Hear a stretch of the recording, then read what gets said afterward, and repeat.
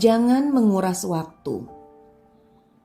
Barangkali kita sering berpikir bahwa orang sibuk bakal stres hebat. Nyatanya tidak. Mereka yang sibuk berat itu masih bisa punya waktu bersama keluarga. Bisa jalan-jalan rutin buat refreshing. Bisa punya waktu buat hobi mereka. Dulu saya punya bos yang begitu. Super sibuk di hari kerja, tapi masih bisa menikmati kehidupan bersama keluarga. Sementara itu, yang kayaknya biasa-biasa aja, kelihatan sibuk terus dan sering stres sendiri. Sering marah-marah sama anak. Sering bertemu dengan orang yang seperti itu. Orang sibuk yang bebas stres biasanya tidak menguras waktu, apalagi buang-buang waktu. Satu hari dia bisa mencapai banyak target.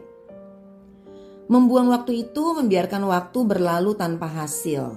Contohnya nih, menunggu sesuatu yang gak jelas atau jalan kesana kemari tanpa tujuan dan arah yang jelas.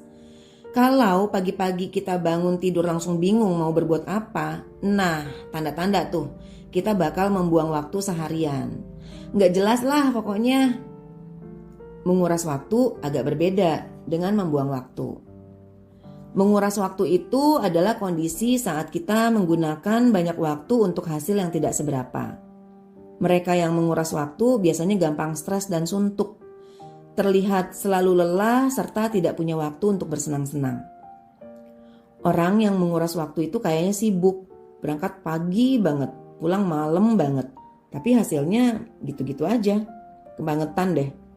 Kayak hamster lari di roda, kayaknya kencang tapi ya di sana-sana aja. Kalau saya sih ogah banget menguras waktu. Soalnya dulu sudah pernah mengalami dan rasanya nggak enak banget, beneran deh. Apa tanda-tanda kita sedang menguras waktu? Gampang kok. Evaluasi aja.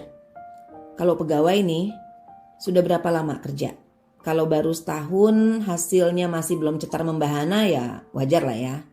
Tapi kalau sudah 3 tahun apalagi 5 tahun dan kita belum juga berkembang, pasti ada yang salah dengan cara kita hidup. Lah wong tambah umur kok gak berkembang? Coba evaluasi cara kita memperlakukan waktu. Memang yang namanya pegawai gaji mah bakal segitu-gitu aja. Bisa naik 10% tiap tahun aja udah bagus. Tapi yang namanya berkembang gak cuma masalah gaji. Pergaulan sudah meluas belum? Hidup sudah lebih positif belum? Kalau teman masih segitu-gitu aja, kalau akhir pekan cuma dipakai buat tidur seharian demi membayar kelelahan 5 hari kerja, ya coba evaluasi lagi. Apakah kita menguras waktu? Jika iya, apa perlu pindah kerja? Atau perlu mulai merintis bisnis? Buat yang berbisnis, coba evaluasi juga. Biasanya nih, butuh 2 tahun buat proses belajarnya, buat susah payahnya, buat kerja keras, darah dan air mata. Setelah itu, kalau 2 tahun masih nggak nemu juga cara nyaman berbisnis, lalu tak terasa 5 tahun masih begitu-begitu aja, jelas ada yang keliru. Kalau sudah begitu, jangan-jangan kita sedang menguras waktu. Nah, tingkatan yang lebih baik ketimbang menguras waktu ialah menggunakan waktu.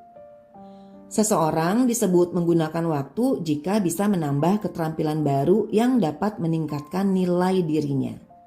Biasanya pada tahap ini, keterampilan baru ini belum menghasilkan materi. Misalnya, sembari kerja kantoran bisa les bahasa asing atau sesekali upgrade diri belajar online marketing. Kan lumayan, nilai kita jadi naik. Kalau nilai sudah naik, seseorang bisa mengolah dirinya seefisien mungkin sehingga 24 jam bisa menghasilkan hasil yang berlebih. Kan enak kalau lebih. Saat orang tua butuh uang, tinggal transfer lebih daripada yang diminta. Saat ada kesempatan bersedekah, bisa lebih banyak berbagi. Saat ditawari kesempatan investasi, bisa lebih banyak uang yang dikembangkan. Lumayan toh buat persiapan dana pensiun. Masa iya mau kerja keras terus di saat tubuh sudah tua, sudah renta? Enggak kan? Gimana? Anda termasuk di kelompok yang mana? Segera naik kelas ya. Nah, catat nih. Coba buat catatan kecil tentang apa yang kita lakukan sehari-hari. Kalau kita belum efisien, biasanya 80% dari waktu kita terbuang begitu saja.